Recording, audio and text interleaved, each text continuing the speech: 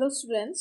First of all मैं आप सभी को बहुत बहुत कॉन्ग्रेचुलेट करना चाहती हूँ क्योंकि आप लोगों ने सक्सेसफुली 11th को कंप्लीट करके 12th को स्टार्ट कर रहे हो।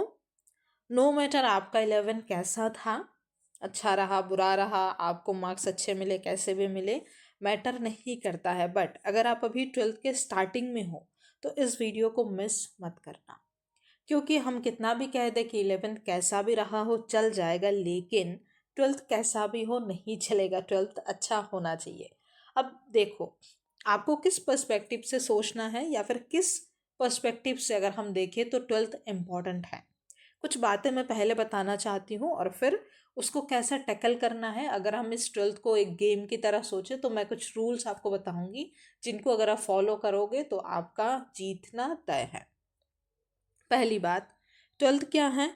12th के बेसिस पे अभी भी बहुत सारी ऐसी कॉलेजेस है, ऐसी जगह हैं जहाँ पे 12th के परसेंटेज के बेसिस पे आपको एडमिशन मिलता है। तो पहली बात तो इसलिए इम्पोर्टेंट हो गया। दूसरी बात, अभी जो आपका सीवीटी है जिसके बेसिस पे आपको यूनिवर्सिटीज़ में एडमिशन मिलता है, जिस एग्ज़ाम के बेसिस पे आपको यूनिवर्सिटीज़ में मिलता है, यूनिवर्सिटीज़ के अंदर आने वाले जो कॉलेजेस है उनके अंदर एडमिशन मिलता है, वहाँ पे आपकी जो सिलेबस है वो 12th की रहती है। तीसरी बात यह है, ये बात मुझे शायद बताने की ज़रूरत नहीं है, आपके जितने भी एंट्रेंस एग्ज़ाम होते हैं 12th के बाद उन सब में आपका 11th प्लस 12th का मिक्स सिलेबस होता है। और ऐसे भी बहुत सारे जॉइंट एंट्रेंसेस होती हैं, एंट्रेंस एग्ज़ाम्स होती है जहाँ पे 12th का जो परसेंटेज है वो आपका एक एलिजिबिलिटी क्राइटेरिया बन जाता है। तो इसलिए ऑल टुगेदर 12th इम्पॉर्टेंट है। और चौथी बात और आखिरी बात, एट द एंड अगर आपको एकेडमिक्स में एक अच्छा कैरियर चाहिए तो आपको 12th में अच्छा नंबर आना, अच्छा परसेंटेज आना ज़रूरी होता है आपके लिए, क्योंकि 12th में बिना अच्छा परसेंटेज लाए आप ज़्यादातर एकेडमिक्स में आगे नहीं बढ़ सकते हो।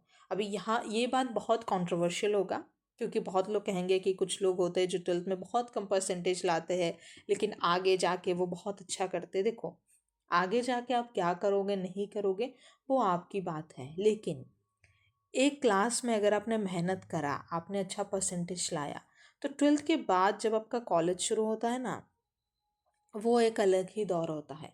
स्कूल लाइफ एक अलग तरीके से चलता है, कॉलेज लाइफ एक अलग तरीके से चलता है। तो 12th में अगर आपने मेहनत करने की आदत डाल ली, ज़रूरी नहीं है कि मार्क्स अच्छा आए नहीं आए, लेकिन जो आपके हैबिट फॉर्मेशन होंगे ना, उन हैबिट से आपको बाद में जाके बहुत फ़ायदा होगा। इसलिए आप लोग अगर ऐसे सोचो कि कम नंबर भी आएगा तो चल जाएगा, हाँ चल जाएगा, लेकिन बात सिर्फ नंबर की नहीं होती है। जब आपको सक्सेस की बात होती है, जब आपको एक्सेलेंस करना होता है, एक्सेल करना होता है किसी भी एकेडमिक्स में या किसी भी फील्ड में, ज़रूरी होते हैं हमारे हैबिट्स। अब बहुत ज्ञान हो गया है, but before I start the video let me introduce my self. मेरा नाम प्रियशी है। ये चैनल बिलव्ड साइकोलॉजी के नाम से, मैं पास्ट 1 ईयर से इस चैनल पे ऑनलाइन साइकोलॉजी पढ़ा रही हूँ। इसके पहले मैंने ऑफलाइन पढ़ाया। लास्ट ईयर मेरा पहला बैच था जिसको मैंने ऑनलाइन पढ़ाया और रिस्पॉन्सेज काफ़ी अच्छे आए हैं। तो अगर आप 12th पे किसी भी स्ट्रीम से हो बट आप साइकोलॉजी परस्यू कर रहे हो तो ये चैनल आपके लिए। बाकी ये वीडियो किसी भी स्ट्रीम से आप हो, आपके लिए ये वीडियो बहुत मायने रखेगा।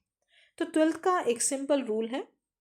अब हम एंट्रेंस वगैरह पे नहीं जाएंगे, हम बोर्ड्स के पॉइंट ऑफ व्यू से बात करेंगे। तो बोर्ड्स के पॉइंट ऑफ व्यू से अगर बात करेंगे तो एक चीज़ याद रखना, एनसीईआरटी हमारी माता है और पीवाईक्यू हमारी गीता है।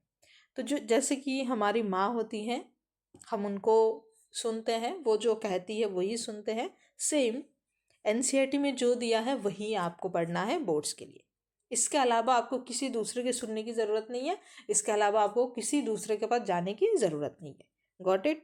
सेकेंड, जैसे गीता हमारे ज़िंदगी में चलने का सारा रूल्स हम गीता से एक्सट्रैक्ट करते हैं। जैसे जैसे नियम दिया होता है, जैसे जैसे रूल्स होते हैं, जो बातें बताई जाती है वही हम जीवन में मानते हैं, उनको अपने जीवन में उतारते हैं, उनको आदर्श के रूप में जीवन में उतारते हैं। सेम एज पीवाईक्यू में आपको जैसा दिया है, जिस तरीके से सवाल आ रहा है, जैसा रूल जैसा पैटर्न पीवाईक्यू में फॉलो किया जा रहा है वैसा ही आपको फॉलो करना है। तो देखो, सारी पॉइंट्स तो मैं बाद में बताऊंगी, बट मुद्दे की बात यही है। देखो, मुझे ना थोड़ा जुकाम है तो बात बात में आपको लग रहा होगा कि मेरी थोड़ी सांसें ऐसे अटक जा रही है। तो पीवाईक्यू आपको फॉलो करना है और एनसीईआरटी में से उसका प्रिपरेशन करना है, बस दैट्स इट। यही सिंपल रूल है 12th के बोर्ड्स में फोड़ने का। ओके, अब हम थोड़ी बहुत और भी रूल्स हैं उनके बारे में बात करते हैं। तो पहली बात तो सिलेबस को बहुत अच्छे से समझने की ज़रूरत है, क्योंकि बोर्ड्स में अभी रिसेंटली बहुत सारे सिलेबस में चेंजेस हुए हैं, और साथ के साथ आपने देखा होगा कोई एक चैप्टर है जिसके कुछ पार्ट्स को हटा दिया जाता है। मतलब मानो उस चैप्टर में 15 टॉपिक्स हैं, कहीं ना कहीं आप जाके देखोगे न्यू सिलेबस में 2 टॉपिक्स हैं जिनको डिलीट कर दिया है। तो इसलिए कि कहाँ तक सिलेबस है, कितना सिलेबस है, एग्जैक्टली वो थॉरो सिलेबस आपको पता रहना चाहिए। कौन सा टॉपिक हट गया है, कौन सा चैप्टर डिलीट हो गई, ये सारा चीज़ आपको पता रहना चाहिए। देखो, मैं हमेशा कहती हूँ क्या पढ़ना है उससे ज़्यादा इम्पोर्टेंट है क्या नहीं पढ़ना है वो जानना, और क्या डिलीट हो गया है, क्या बैनिश हो गया है, ड्रॉप हो गया है, वो जान लोगे तो आपके लिए आसानी हो जाएगी। और वही बात है, एग्ज़ाम पैटर्न को पता करना ज़रूरी है। अब सिलेबस देख लिया और एग्ज़ाम पैटर्न आपने देख लिया, तो वहाँ से आपको पता चलेगा कि किन जगह पे मतलब थोड़ा एफर्ट ज़्यादा डालना है, किस तरीके के क्वेश्चंस आते हैं, वो आपको पता चल जाएगा। अब एक और दूसरी बात, और बहुत इम्पोर्टेंट बात, कई सारे ऐसे बच्चे हैं जिनको लगता है कि सिर्फ हम हार्डवर्क करेंगे तो चल जाएगा। तो नहीं, सिर्फ हार्डवर्क, नॉट जस्ट हार्डवर्क, ये तो आप कैंसिल कर दो 12th के लिए। 12th आपको चलना होगा स्ट्रेटेजी से। बिना स्ट्रेटेजी के, बिना अच्छी स्ट्रेटेजी के आप 12th को नहीं कर सकते हो, आप बोर्ड्स को नहीं कर सकते हो। सिर्फ मेहनत मेहनत मेहनत मेहनत नहीं होगा। 8 घंटा रोज़ पढ़ रहे हो, तुमको भी लग रहा है बहुत मेहनत हो रही है, टीचर को लग रहा है, घर वालों को, सबको लग रहा है बहुत मेहनत हो रही है, बट एंड में जाके हो सकता है बिल्कुल खोखला हो, कुछ नहीं फ़ायदा हुआ हो। लेकिन कोई बच्चा है जो स्ट्रेटेजी के साथ, अच्छा स्ट्रेटेजी उसने बनाया, उसने पी वाई क्यूज़ फॉलो किया, सिलेबस को अच्छे से देखा, एग्ज़ाम पैटर्न को समझा, और वो सिर्फ 2 ही घंटा पढ़ता है, किसी किसी दिन तो 1 घंटा पढ़ता है, वो देखना अच्छा नंबर लाएगा। तब कैसा लगेगा? अच्छा नहीं लगेगा ना। इसलिए आपको सिर्फ हार्डवर्क नहीं करना है बेटा, आपको सही स्ट्रेटेजी के साथ करना है। और ये सही स्ट्रेटेजी अलग सब्जेक्ट के लिए अलग अलग होती है। उस पर आपको जिस भी सब्जेक्ट आपका है, जिस भी टीचर से आप पढ़ रहे हो, उनका स्ट्रेटेजी आप फॉलो करो।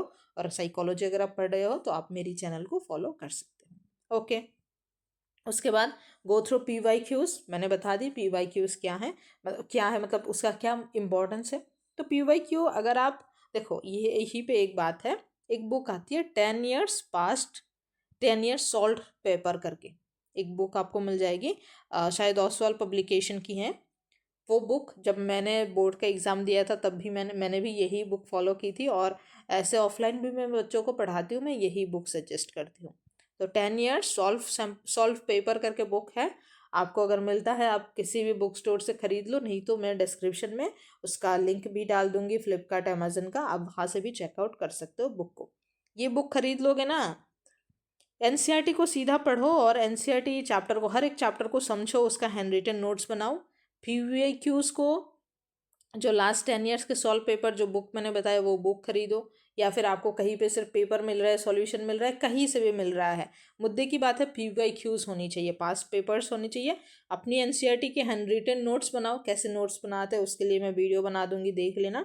नोट्स बनाओ और पीवाईक्यू फॉलो करो, हर एक चैप्टर कंप्लीट करो और उसके पीवाईक्यू करो, चैप्टर कंप्लीट करो, पीवाईक्यू करो, बस बोर्ड में अच्छा नंबर नहीं लाने से, मतलब लाने से कोई रोक ही नहीं सकता। नेक्स्ट है, अब इतनी सारी बातें मैंने बता दी, ऐसे करो वैसे करो। अब इसका ये मतलब नहीं है कि आप प्लानिंग करने बैठ जाओ और ओवर प्लानिंग कर लो, नहीं नहीं, बिल्कुल नहीं है। इसका मतलब है थोड़ा सा भी प्लान बना है, थोड़ी सी स्ट्रेटेजी बनी है, उस पर ही एक्सिक्यूट करना शुरू कर दो, शुरू करो। शुरू करने से धीरे धीरे आपको भी समझ आएगा कि कैसे होती है चीज़ें, कैसे करनी चाहिए, क्या करनी चाहिए। तो ओवर प्लानिंग मत करना, एग्जीक्यूट करना शुरू करो, ज़्यादा प्लान करने की ज़रूरत नहीं है। आपको लग रहा है अरे 12th तो इतना बड़ा सा कोई पहाड़ है, इसको अभी तोड़ना है तो बहुत ज़्यादा प्लानिंग करनी पड़ेगी, नहीं। थोड़ा थोड़ा काटना शुरू करो, धीरे धीरे धीरे धीरे ख़त्म हो जाएगा पहाड़। ओके, अभी एक और बात है, सिर्फ पढ़ना नहीं है, ये बच्चे बहुत करते हैं, स्पेसिफिकली जो थ्योरी सब्जेक्ट है, लिटरेचर सब्जेक्ट है, उनमें करते हैं कि ज़्यादा पढ़ने पे ध्यान देते हैं, बट राइटिंग पे भी ध्यान देना है। राइटिंग पे इसलिए नहीं कि आपको लिख लिख के प्रैक्टिस करना है, राइटिंग पे इसलिए ध्यान देना है कि आपको पता तो चले कि आपको कौन सा क्वेश्चन करने में कितना टाइम लग रहा है, आप टाइम को मैनेज कर पा रहे हो कि नहीं। सेक्शन के अलग अलग सेक्शन के लिए अलग अलग टाइम आप अलॉट कर पा रहे हो कि नहीं। वो पेपर अटेम्प्टिंग स्ट्रेटेजी जब मैं बनाती हूँ तब मैं उसमें बताती हूँ। अलग अलग सेक्शन के लिए आपको अलग अलग टाइम अलॉट करना होता है। फिर आपका कौन सा क्वेश्चन सॉल्व हो रहा है, प्रीवियस ईयर क्वेश्चन या फिर सैम्पल पेपर अगर आप कर रहे हो तो उनमें आप देख सकते हो कहाँ आप अटक रहे हो, आपका पूरा प्रेजेंटेशन सही है कि नहीं है, क्योंकि प्रेजेंटेशन से ही मार्क्स मिलता है। आप कैसे बनाया, क्या बनाया, उस वो तो बाद में देखी जाती है। जैसे खाना जब प्लेट में दी जाती है, जब कोई बंदा खाता है तब उसको पता चलता है तीखा ज़्यादा है, नमक कम है, कैसा है, अच्छा है, बुरा है। लेकिन पहला जो पड़ोसने का जो बात है ना, वो तो असल है, वो तो देख के किसी का मन तो हो खाने का। तो वही हमारे पेपर के साथ होता है।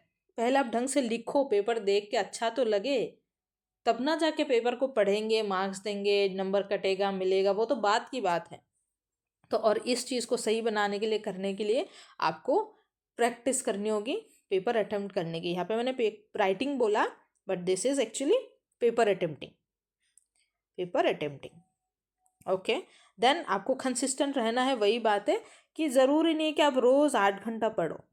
किसी दिन हो सकता है आपने 2 घंटा पढ़ा, कभी कभी हो सकता है आपके घर पे कोई फंक्शन वंक्शन है, कुछ है, आप हो ही नहीं सका, आपने आधा घंटा पढ़ा, या फिर हाँ चलो आधा घंटा मान लेते हैं, आधा घंटा पढ़ा आपने, बट आपने पढ़ा, वो इम्पोर्टेंट है। मतलब जस्ट जो जो हम बोलते हैं ना, बूंद बूंद से सागर बनता है, वही ज़िंदगी का सत्य है। कंसिस्टेंट जो बच्चा रहता है, हो सकता है वो बहुत ज़्यादा टैलेंटेड ना हो, लेकिन एंड में जाके अच्छा करता है, क्योंकि थोड़ा थोड़ा करके ना बहुत कुछ किया जा सकता है। और इसीलिए ज़रूरी नहीं है कि डेली बहुत ज़्यादा पढ़ो, हमेशा हर चीज़ सही नहीं होती है। मतलब मैं मेरा भी जैसे एक वीडियो अच्छा बनेगा, दूसरा ख़राब बनेगा। कभी मैं एक दिन में 3-4 वीडियो रिकॉर्ड कर ली, तो कभी एक दिन में एक भी नहीं कर पाती हूँ। बट इसका ये मतलब नहीं है कि मैं करती नहीं हूँ, लेकिन मैं हमेशा करती हूँ। चाहे किसी दिन 2 करती हूँ, किसी दिन 1 ना हो तो थोड़ा स्क्रिप्ट वगैरह रेडी करती हूँ, किसी दिन 3-4 कर लेती हूँ। तो इस तरीके से कंसिस्टेंट रहना है।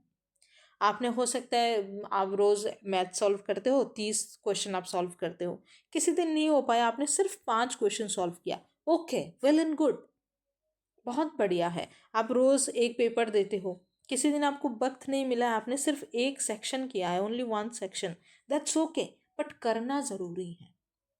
So this is it. यही कुछ बातें हैं जिनको अगर आप फॉलो करोगे तो आपको 12th में अच्छे मार्क्स मिलने से कोई नहीं रोक सकता है। और अगर 12th में अच्छा मिलेगा तो आगे जाके बहुत फ़ायदा होगा। So that's all. और अगर आप अच्छा नहीं भी होगा, बट जैसे आपको अगर फ़ायदा होगा कि सिलेबस देखते कैसे हैं, एग्ज़ाम पैटर्न को पता कैसे करते हैं, कैसे स्ट्रेटेजी बनाते हैं, प्रीवियस ईयर क्वेश्चंस को कैसे काम में लाते हैं, सब चीज़ सीखोगे ना, आगे कुछ भी करोगे, किसी भी पढ़ाई करोगे, कोई भी एग्ज़ाम निकालने की कोशिश करोगे, ये जो हैबिट्स बनेगी, ये जो नॉलेज आप गेन करोगे, ये जो स्ट्रेटजीज, जो ट्रिक्स आप सीखोगे, वो हर जगह काम आएगा। So that's all, thank you so much. अगर अच्छा लगा तो इस वीडियो को शेयर करना, कमेंट में लिखना हेल्पफुल लिखना, अगर वीडियो हेल्पफुल लगा तो कमेंट में लिखना हेल्पफुल। और अगर आप साइकोलॉजी पढ़ते हो या फिर आपका कोई फ्रेंड है जो 11-12 में साइकोलॉजी जिनका सब्जेक्ट है, उनको ये चैनल ज़रूर से ज़रूर सजेस्ट करना। इस बार हमारे बहुत अच्छे रिजल्ट आए हैं, काफ़ी सारे बच्चों ने 65+ जो आउट ऑफ 70 एक्सपेक्ट वो लोग कर रहे थ्योरी में। प्रैक्टिकल क्योंकि मैं नहीं कराती हूँ, क्योंकि वो अलग अलग स्कूल रिलेटेड होता है, बट थ्योरीज पे मैं पूरा कराती हूँ। तो काफ़ी बच्चे हैं जो इतना नंबर एक्सपेक्ट कर रहे हैं। सो बहुत अच्छी अच्छी चीज़ें आएंगी। आप चैनल को सब्सक्राइब करना और शेयर ज़रूर करना, और अच्छा लगा तो कमेंट करना हेल्पफुल।